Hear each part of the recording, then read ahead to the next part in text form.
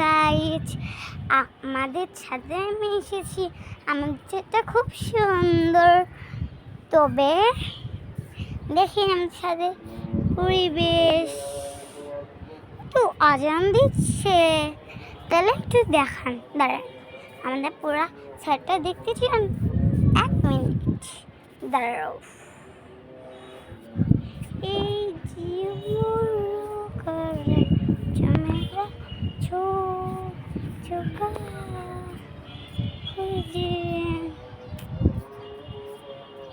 দেখেন, আমরা গাছ লাগিয়েছি, শাকের গাছ।